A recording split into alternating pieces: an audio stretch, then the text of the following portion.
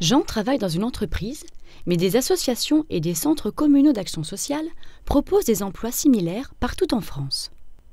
Les prestations de livraison de repas, destinées à tous les particuliers, peuvent être financées en partie par les aides sociales, allocations personnalisées d'autonomie, prestations de compensation du handicap, aides des mutuelles et des caisses de retraite. Le reste est pris en charge par les particuliers et leurs familles qui bénéficient éventuellement d'aides fiscales. Pas besoin de demander le menu ou de préparer à manger, Jean s'occupe de tout. Il est livreur de repas à domicile. Ma profession consiste à livrer des repas, les repas qui sont commandés par les clients. Et ensuite, en fonction de ce qu'ils ont commandé, je procède au conditionnement, à l'ensachage, à l'étiquetage, au chargement et ensuite à la livraison.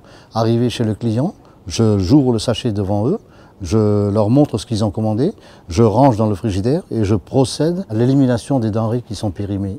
Mes débuts se sont très bien passés avec mes collègues. J'ai été accueilli au sein de l'équipe et tout s'est très bien passé. J'ai fait une formation avec mes collègues livreurs, j'étais en doublon, donc j'ai appris sur le tas. Et puis voilà, maintenant je vole de mes propres ailes. J'ai un secteur bien défini que je dois être capable de l'assurer. Sur le plan de la conduite au début, donc, je me dirigeais avec le GPS, je n'ai plus besoin de GPS maintenant. Les qualités essentielles, c'est tout d'abord la ponctualité, l'assiduité, le sérieux, être à l'écoute des gens et puis respecter les gens. À partir du moment où vous avez cette passion en vous, donc il n'y a pas de difficulté. Non, il n'y a pas d'obstacle.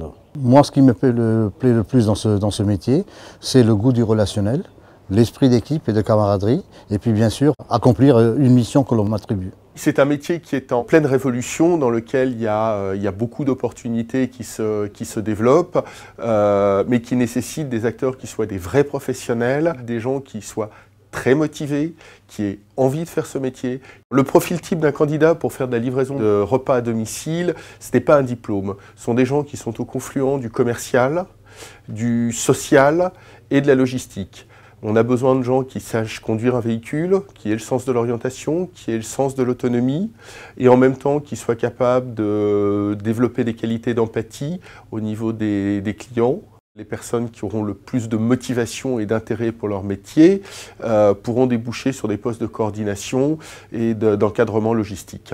Ce sont des métiers où les gens pourront se reconvertir dans d'autres entreprises de services à la personne. L'enrichissement personnel, c'est de venir en aide aux gens qui ne sont pas autonomes. Pour moi, l'avenir, c'est de rester au sein de l'équipe, d'œuvrer avec l'équipe et avoir un seul objectif commun, c'est-à-dire la prospérité de l'entreprise. En voiture, à 2 roues ou à pied, le livreur de repas à domicile est responsable des denrées qu'il transporte. Organisation, ponctualité, sans oublier un bon sens relationnel, sont indispensables pour exercer ce métier. Rémunéré en moyenne 9,20 € net de l'heure, le livreur à domicile gagne près de 20% de plus que le SMIC horaire. Il est généralement embauché pour ses qualités d'organisation, de méthode et de gestion du temps sans diplôme spécifique. Il a la possibilité d'acquérir une qualification, notamment par le biais d'un contrat de professionnalisation, ce qui lui permettra d'évoluer tant en termes de salaire que de carrière.